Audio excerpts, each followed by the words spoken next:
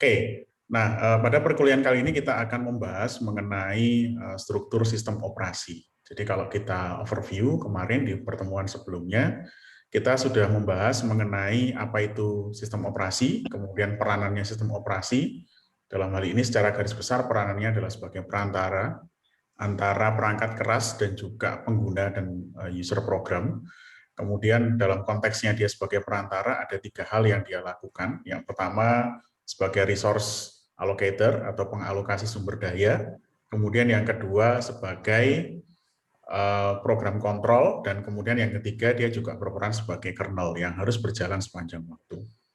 Oke, nah di pertemuan kali ini kita akan lebih banyak membahas lebih detail lagi mengenai sebuah sistem operasi, bagaimana strukturnya, kemudian bagaimana sistem operasi itu dirancang, dan kemudian komponen-komponen dalam sistem operasi itu apa saja.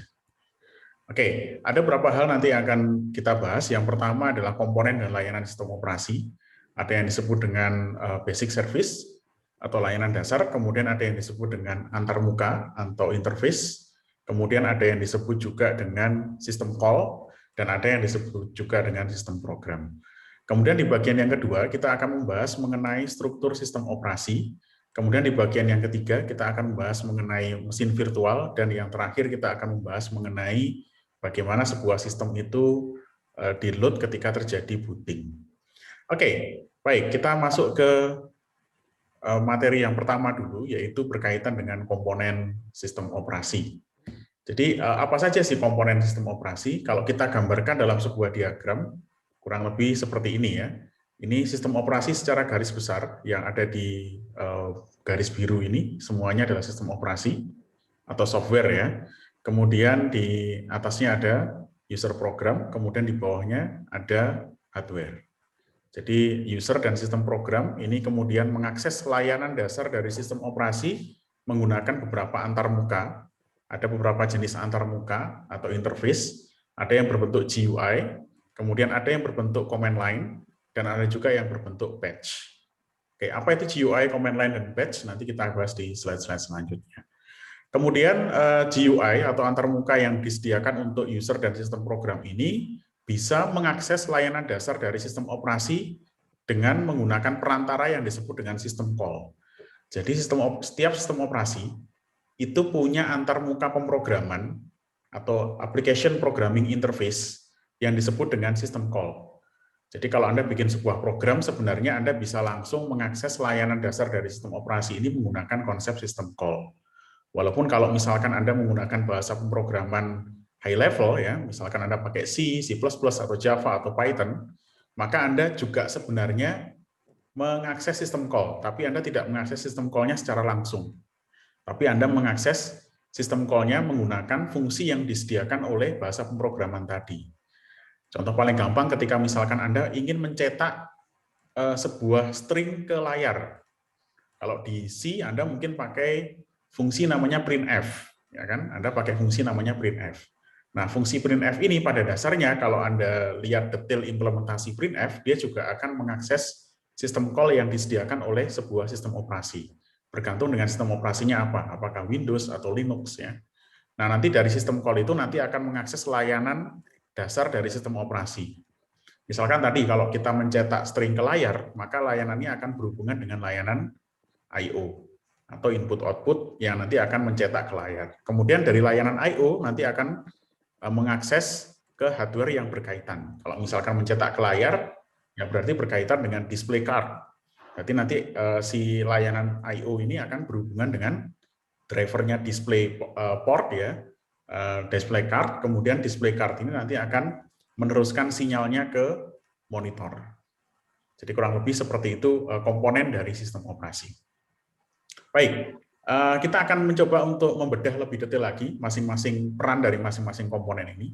Saya mulai dari lapisan paling atas, yaitu lapisan antarmuka. Atau mungkin sebelum ke antarmuka, ke layanan dasarnya dulu. Jadi ada beberapa layanan dasar yang disediakan oleh sistem operasi. Yang pertama adalah layanan user interface. Ini adalah layanan antarmuka sistem operasi ke user. Anda tidak akan bisa berinteraksi dengan layanan dasar yang lain kalau tidak ada user interface-nya. Paling mungkin yang sering Anda gunakan atau sering kita gunakan adalah layanan user interface yang berjenis GUI atau Graphical User Interface. Atau kalau Anda pakai command line, Anda juga bisa pakai yang berjenis CLI atau command line interface. Atau bahkan Anda juga bisa membuat sebuah script untuk menjalankan tugas tertentu dari sebuah sistem operasi. Itu berarti Anda menggunakan antarmuka berjenis batch. Kemudian komponen yang kedua dari sebuah sistem operasi adalah program execution atau eksekusi program. Ini layanan dasar yang meliputi bagaimana sistem operasi itu meload program ke memori. Kemudian ada layanan berkaitan dengan scheduling yang minggu lalu sudah saya sampaikan ilustrasinya ya. Kemudian layanan untuk men-trigger eksekusi. Itu masuk ke bagian program execution. Kemudian ada layanan yang lain yaitu layanan I/O, operasi I/O. Mulai dari scheduling I/O, kemudian akses perangkat I/O dengan memberi perintah controller ke driver, dan seterusnya. Ini layanan-layanan dasar yang ketiga. Ya. Kemudian yang keempat adalah layanan file system. Ini mungkin saya ilustrasikan dengan contoh di pertemuan sebelumnya ya, bahwa kalau Anda melakukan operasi file pada flash disk, kemudian Anda pindahkan ke hard disk atau sebaliknya, secara fisik, hard disk dan flash disk ini memiliki komponen fisik yang berbeda, sehingga cara menyimpan datanya pun juga seharusnya berbeda.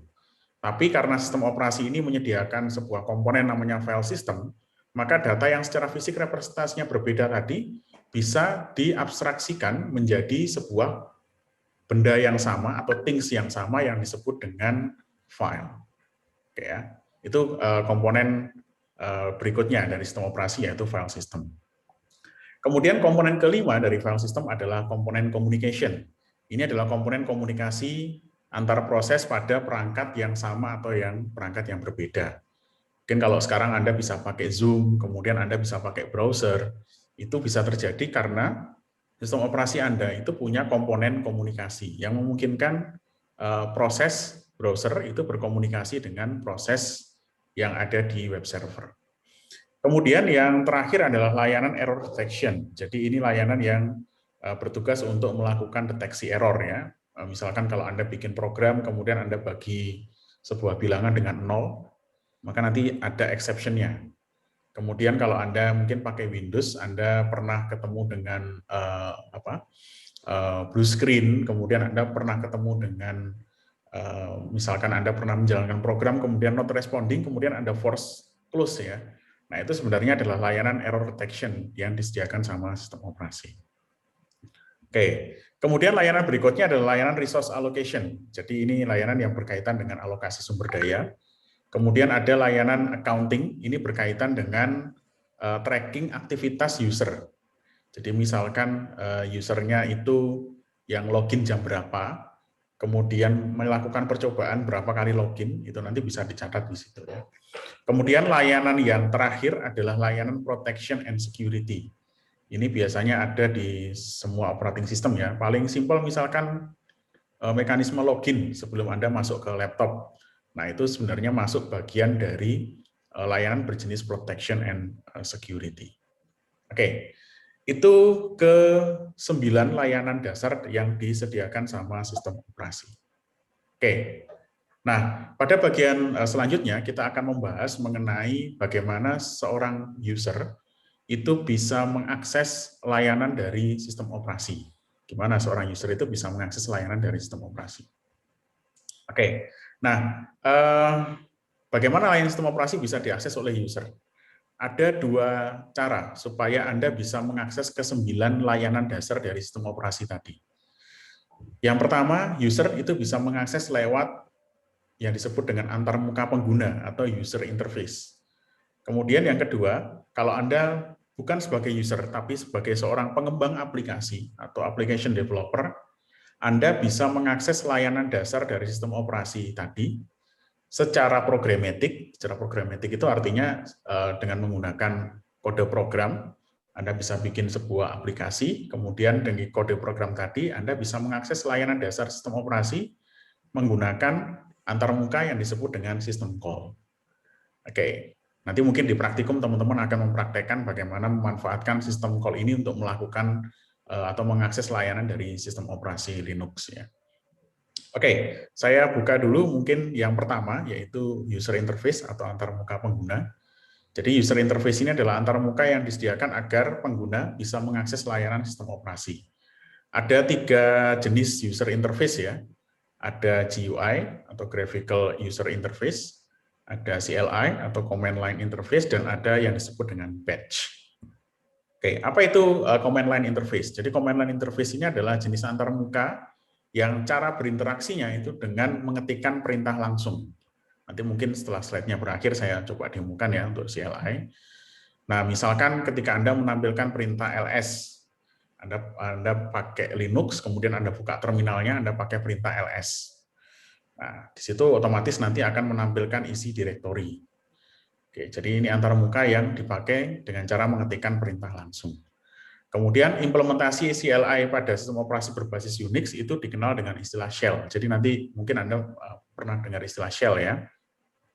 Jadi shell itu adalah implementasi CLI pada sistem operasi utamanya yang berbasis Unix. Misalkan kalau Anda pakai Linux, BSD, atau mungkin Anda pakai Mac ya, di situ ada berbagai jenis shell. Ada yang disebut dengan Bourne Grain Shell atau Bash, kemudian ada yang disebut dengan ZSH, atau ada yang disebut dengan TCSH. Kalau di Windows, CLI-nya bisa Anda akses dengan menggunakan CMD atau menggunakan PowerShell. Ini yang bawaannya Windows ya. Atau Anda bisa mengemulasikan Linux pada Windows itu menggunakan kemarin yang saya minta Anda untuk menginstal ya. Ada yang disebut dengan Git Bash. Di situ berarti pada dasarnya dia adalah shell-nya Linux ya. Tapi ketika dieksekusi dia berjalan di atas sistem operasi Windows. Oke, itu command line interface. Cirinya intinya kalau Anda pakai command line, Anda kalau mau berinteraksi Anda tinggal mengetikkan komen kemudian di enter. Setelah itu akan dieksekusi sesuai dengan perintah yang Anda masukkan di situ. Oke, berikutnya ada ini contoh dari shell terminalnya Bash ya kalau di Mac. Oke, kemudian layanan antarmuka berikutnya adalah antarmuka berjenis GUI atau Graphical User Interface.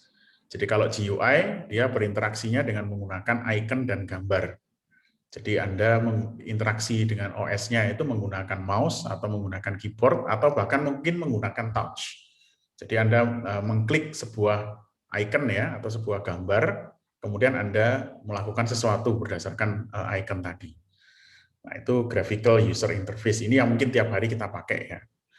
Nah, sebagian besar sistem operasi itu menggunakan menyediakan CLI dan GUI sekaligus. Kalau Windows dan macOS ini GUI-nya terintegrasi, sementara kalau Linux dan BSD ini antara GUI dan CLI-nya bisa dipisah ya.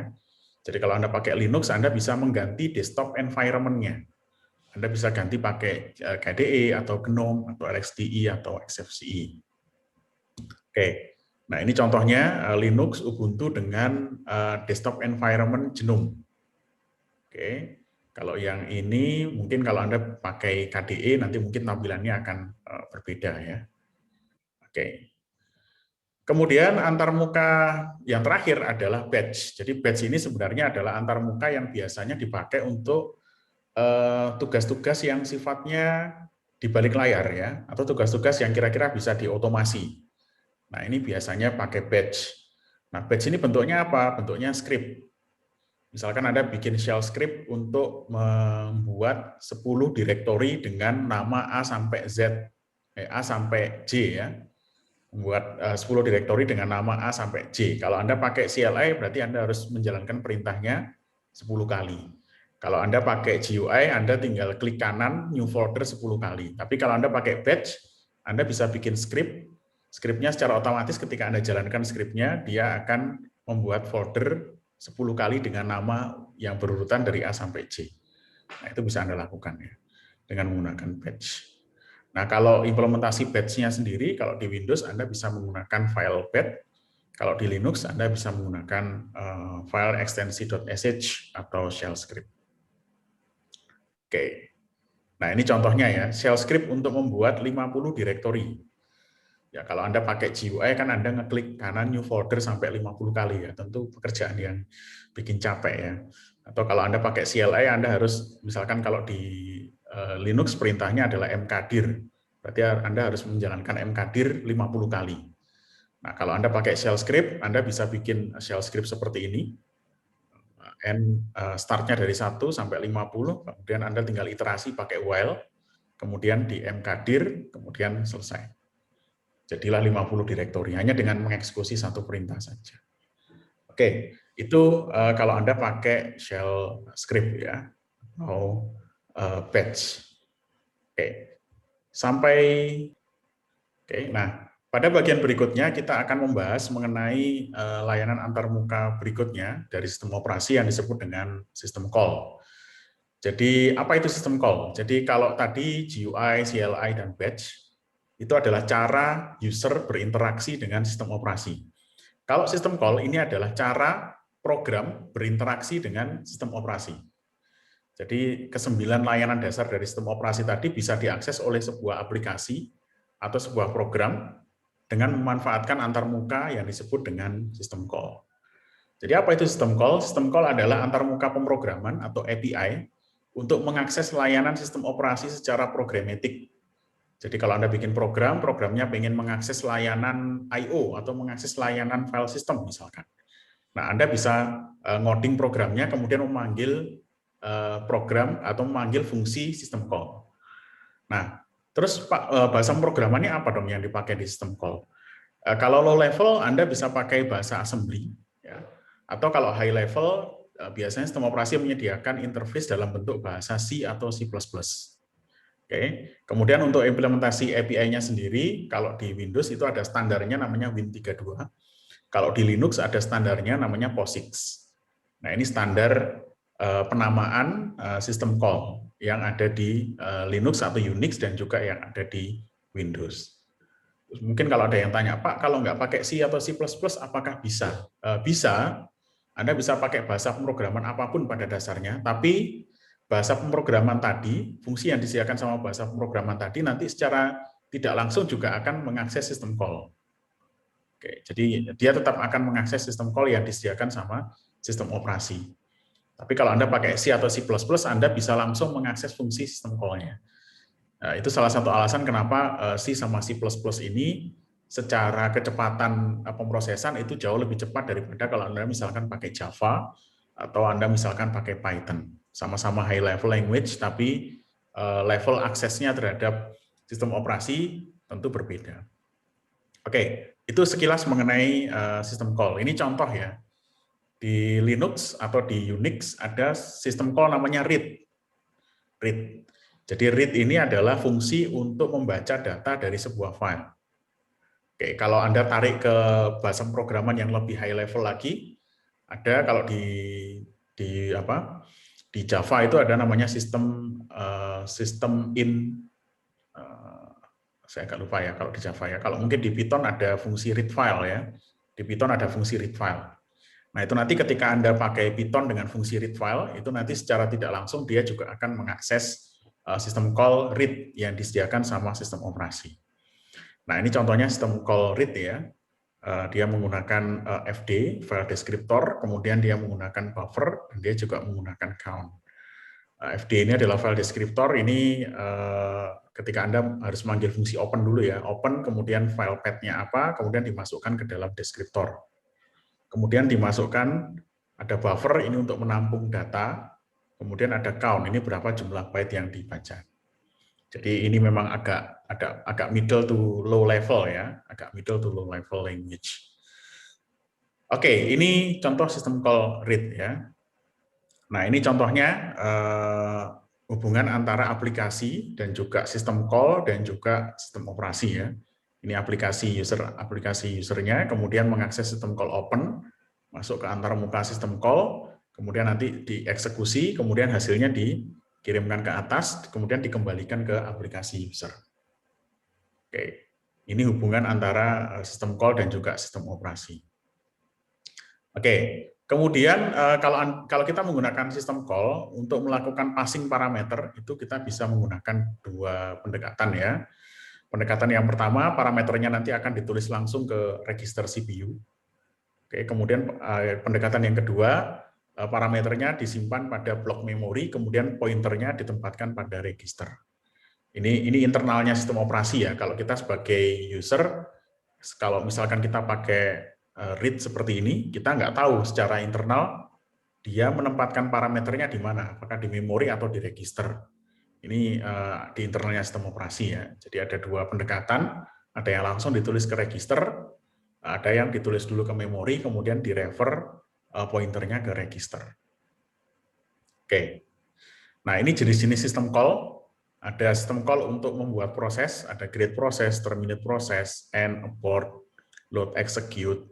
Kemudian ada fungsi yang dipakai sistem call untuk membuat proses baru, juga ada ya. Kemudian ada sistem call untuk manajemen file, bisa bikin file, delete file, open, close, read, write, reposition, dan seterusnya.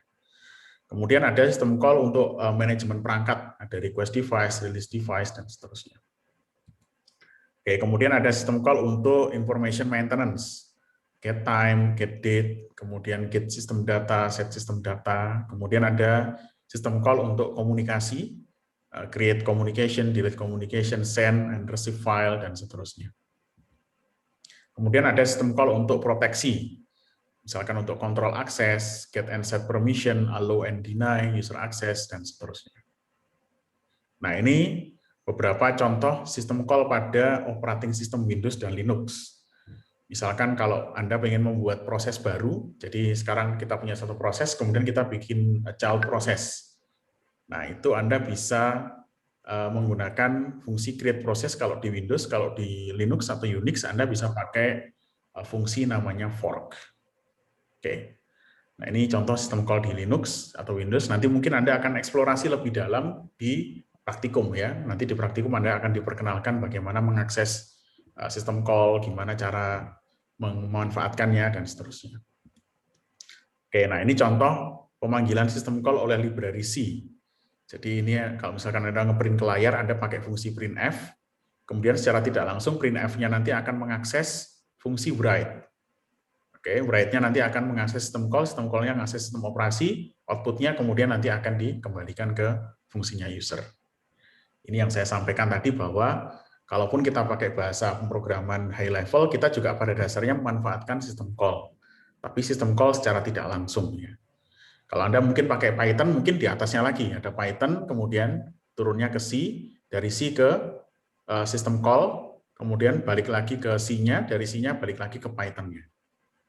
Oke, itu pemanggilan sistem call oleh library. Contohnya di sini menggunakan bahasa C. Oke, saya lanjutkan lagi ya. Jadi kalau tadi user berinteraksi dengan interface, kemudian ada sistem call, itu akses secara programatik. Kemudian di sebuah sistem operasi juga ada yang disebut dengan sistem program. Jadi kalau kita pakai sistem call, kita masih harus bikin programnya sendiri, kemudian masih harus ngoding dan mengakses sistem call yang disediakan oleh sistem operasi. Nah, kalau kita menggunakan sistem program, kita bisa mengakses layanan dasar dari sistem operasi menggunakan program yang sudah jadi. Nah, programnya itu bisa diakses pakai CLI maupun bisa diakses juga pakai GUI. Nah, ini jenis-jenis dari sistem program.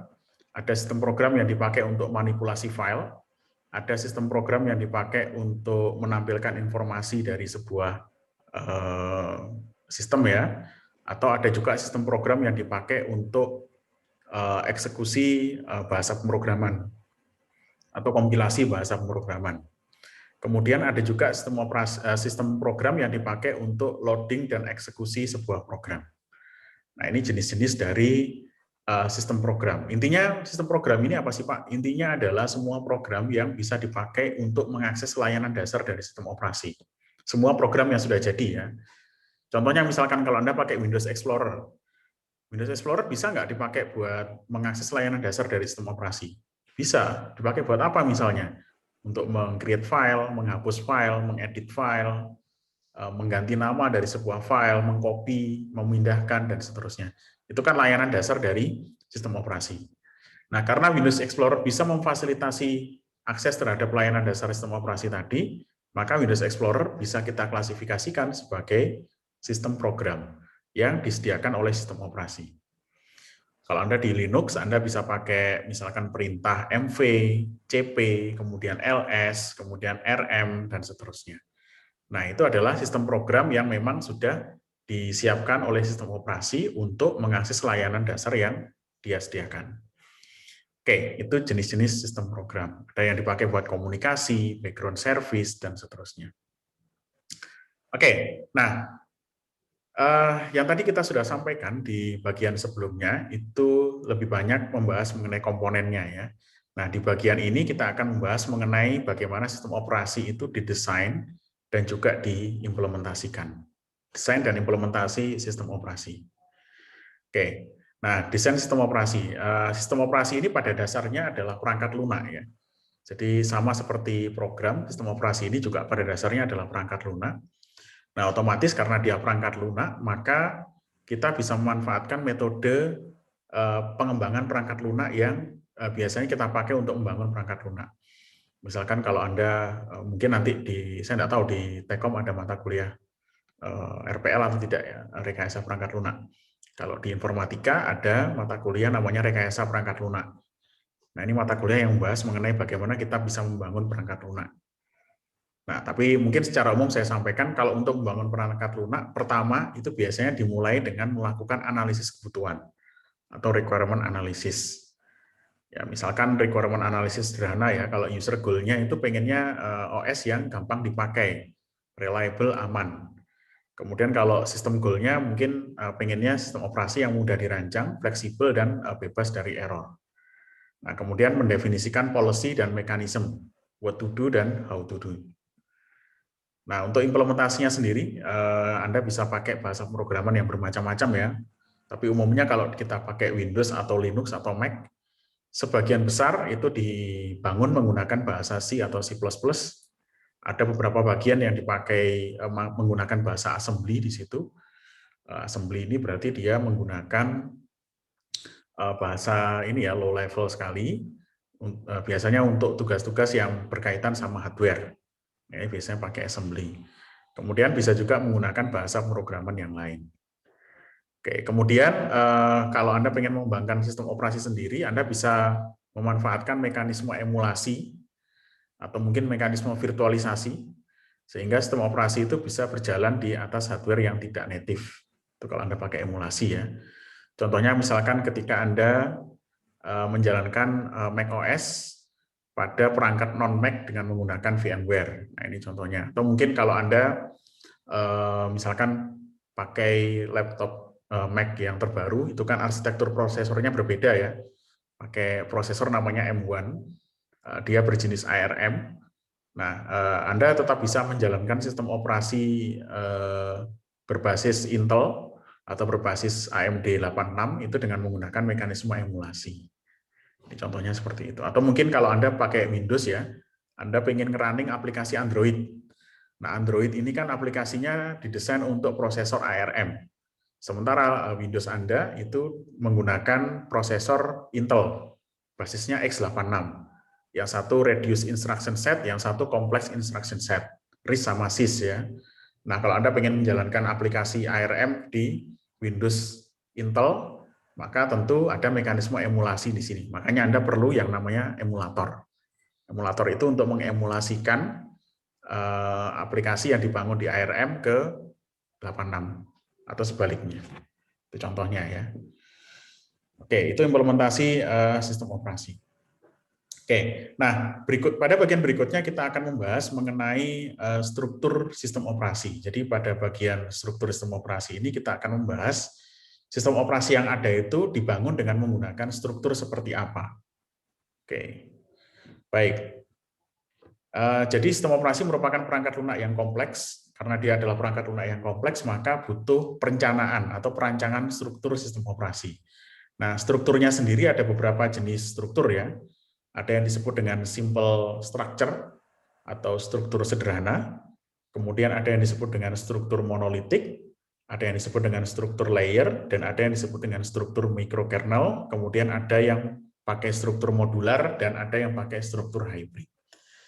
Oke, kita bahas satu persatu masing-masing struktur dan sistem operasi apa yang menggunakan struktur tadi. Oke, Yang pertama adalah simple structure atau struktur sederhana. Jadi kalau kita pakai model struktur sederhana, maka sistem operasi tidak dibagi menjadi modul-modul terpisah. Dan tidak ada pemisahan level fungsionalitas. Contoh yang pakai ini adalah sistem operasi MS-DOS.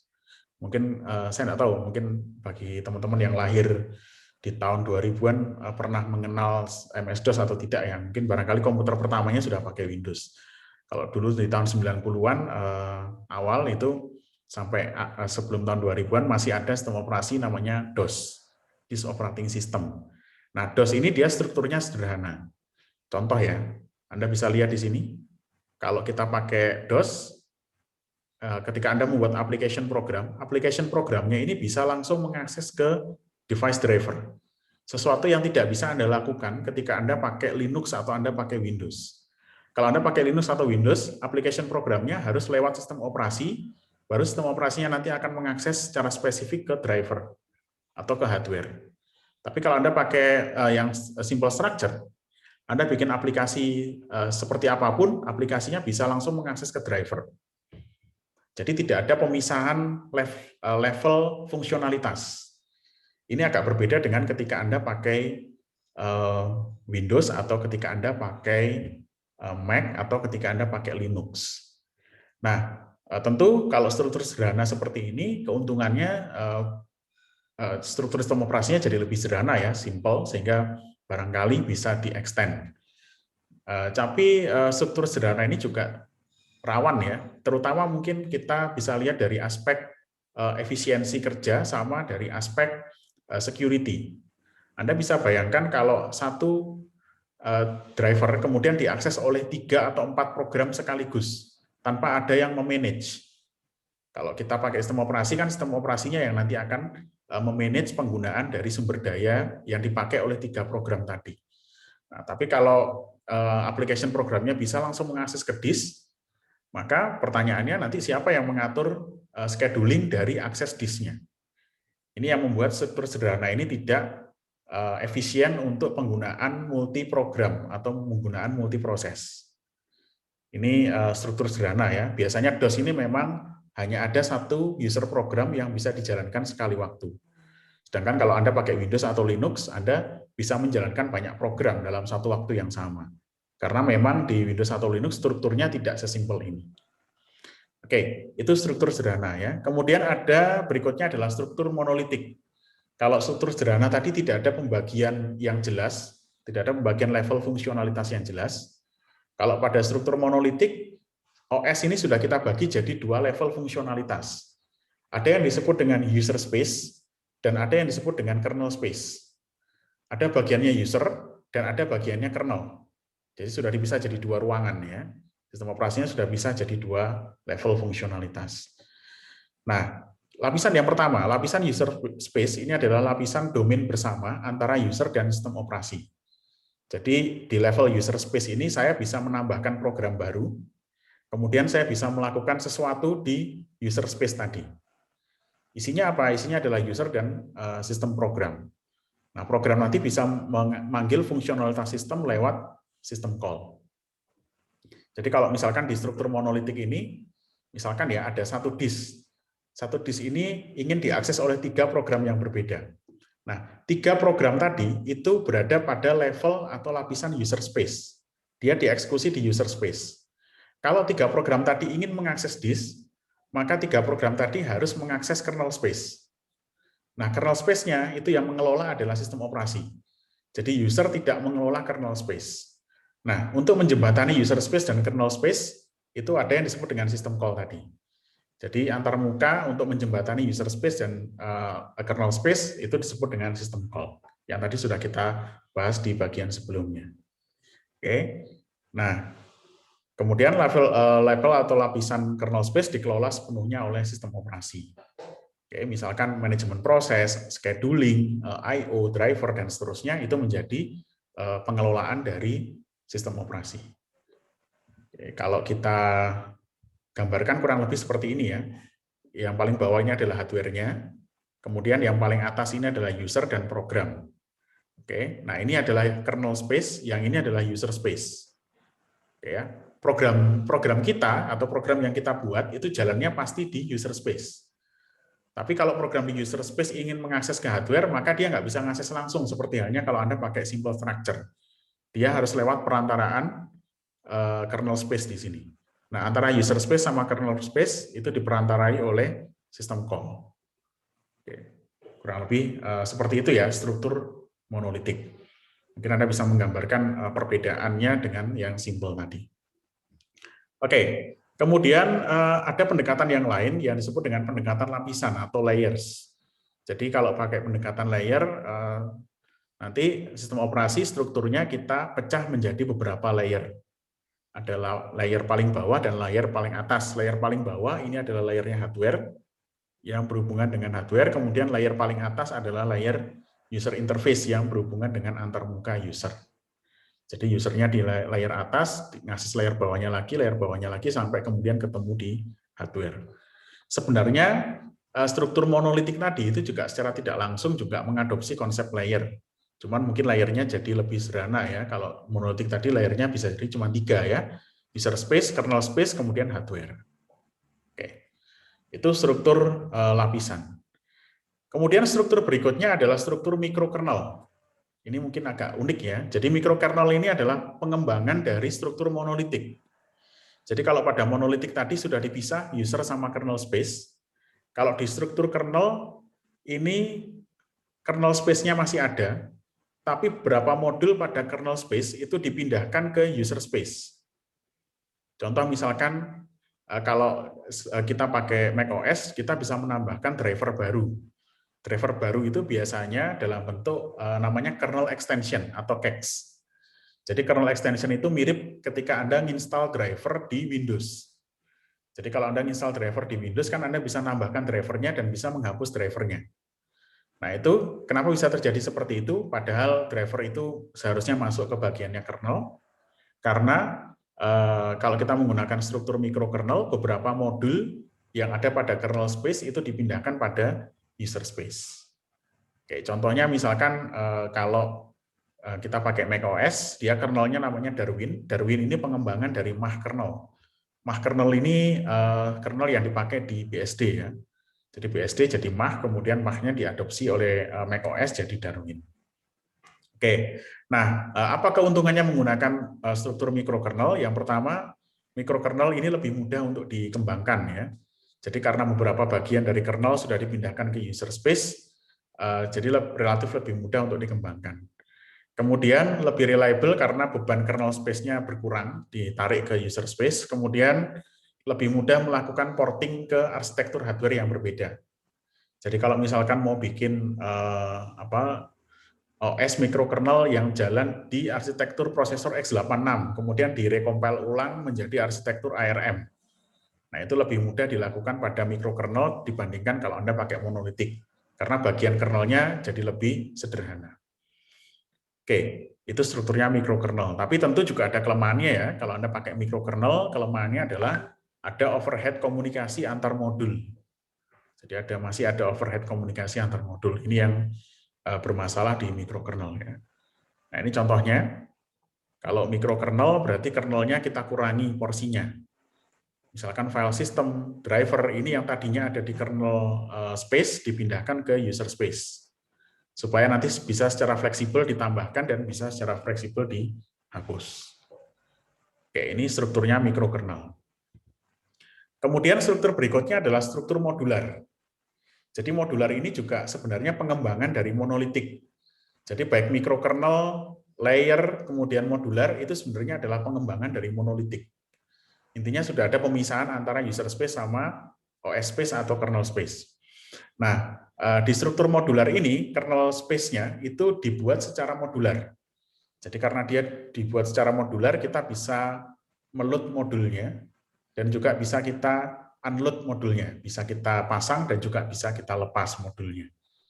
Oke, jadi loadable kernel modul. Oke, jadi tiap modul punya core komponen terpisah, kemudian tiap modul berkomunikasi dengan interface yang disepakati.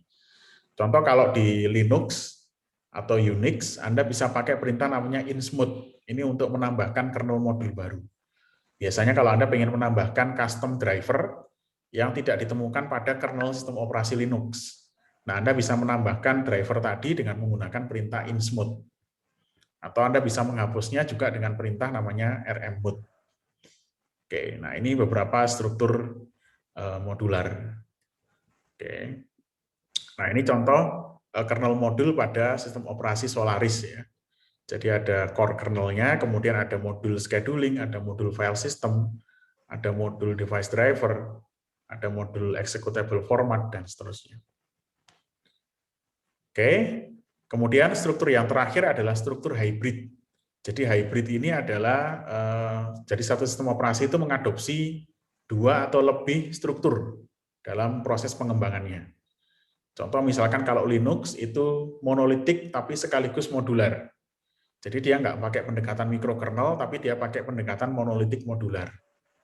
Oke, kalau macOS ini dia pakai pendekatan monolitik dan juga mikrokernel. Oke, monolitik, mikrokernel, dan juga layer. Karena di macOS ini ada beberapa layer ya, ada layer kernel, Darwin namanya kernelnya. Kemudian di atasnya ada lapisan UI yang disebut dengan Aqua UI dan Cocoa. Kalau Anda pakai iPhone itu juga sebenarnya sama ya. Ada kernelnya Darwin, kemudian di atasnya ada Cocoa-nya, kemudian baru ada aplikasi Anda. Jadi macOS ini menggunakan struktur layer, kemudian monolitik dan juga mikrokernel. Oke. Nah, ini contoh strukturnya dari Mac. Di sini ada kernelnya, kemudian ada extension-nya, kemudian di atasnya ada kernelnya BSD, kemudian di atasnya ada interface-nya, baru di atasnya ada GUI-nya, Aqua, baru di atasnya ada program. Nah, ini struktur dari sistem operasi Mac. Oke, sampai sini dulu. Nah, di bagian berikutnya kita akan membahas, mungkin di bagian terakhir ya, di bagian terakhir dari chapter ini kita akan membahas mengenai sistem booting. Sistem booting ini bagaimana sebuah sistem operasi itu bisa booting mulai dari start sampai kemudian OS-nya menyala. Oke, apa yang terjadi di sistem operasi Anda? Oke, nah ini contoh salah satu struktur sistem booting yang ada di sistem operasi Linux ya. Jadi ini urut-urutannya. Jadi kalau Anda pakai Linux, mulai yang pertama adalah mengakses BIOS. Jadi ketika laptopnya atau komputernya dinyalakan, kemudian yang pertama kali dieksekusi adalah instruksi BIOS. BIOS ini yang ada di hardware Anda atau yang ada di motherboard Anda. Prosesor nanti akan mengeksekusi BIOS-nya dulu. Kemudian kalau sudah dieksekusi BIOS-nya, dia akan mencari yang disebut dengan MBR atau Master Boot Record.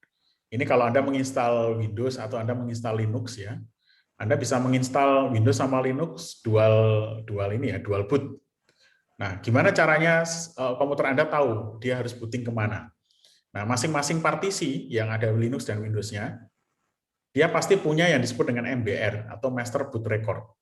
Jadi MBR ini yang nanti akan dieksekusi berikutnya oleh BIOS. BIOS-nya mengeksekusi MBR, kemudian MBR-nya nanti akan memanggil grup. Grup ini adalah bootloader-nya kernel. Kemudian grup ini nanti akan mengeksekusi kernel, memanggil kernel, kernelnya akan memanggil program namanya init, initnya akan mengambil program namanya run level. Baru setelah ini OS-nya akan nyala dan Anda bisa menjalankan program di OS tadi. Jadi mulai dari BIOS, kemudian master boot record, grup, kemudian kernel, baru kemudian dijalankan programnya. Oke, baik.